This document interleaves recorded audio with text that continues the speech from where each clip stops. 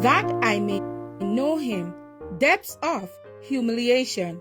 For as much then as the children are partakers of flesh and blood, he also himself likewise took part of the same, that through death he might destroy him that has power of death, that is, the devil.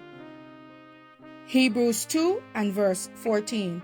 Wondrous combination of man and God. He humbled himself to man's nature. He did this that the scripture might be fulfilled, and the plan was entered into by the Son of God. Knowing all the steps in his humiliation, that he must descend to make an expiation for the sins of a condemned, groaning world. What humility was this? It amazed angels. The tongue can never describe it. The imagination cannot take it in. The eternal world consented to be made flesh. God became man. It was a wonderful humility. But he stepped still lower. The man must humble himself as a man to bear insult, reproach, shameful accusation, and abuse. There seemed to be no place for him in his own territory. He had to flee from place for his life. He was betrayed by one of his disciples. He was denied by one of his most zealous followers. He was mocked. He was crowned with a crown of thorns. He was scourged. He was forced to bear the burden of the cross. He was not insensible to this contempt and ignominy. He submitted, but oh, he felt the bitterness as no other being could feel it. He was pure, holy, and undefiled, yet arraigned as a criminal.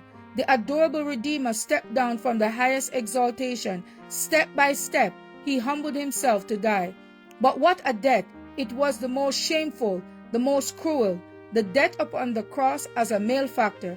He did not die as a hero in the eyes of the world, loaded with honors, as men in battle. He died as a condemned criminal, suspended between the heavens and the earth. Died a lingering death of shame, exposed to the taunting and revelings of a debased, crime-loaded, profligate multitude. All his humiliation of the majesty of heaven was for guilty, condemned man. He went lower and lower in his humiliation until there were no lower depths that he could reach in order to lift man up from his moral defilement. All this was for you. That I may know him. March 3rd. As for me and my house, we will serve the Lord. Thank you all for listening, and please join us once again tomorrow for your daily devotional reading.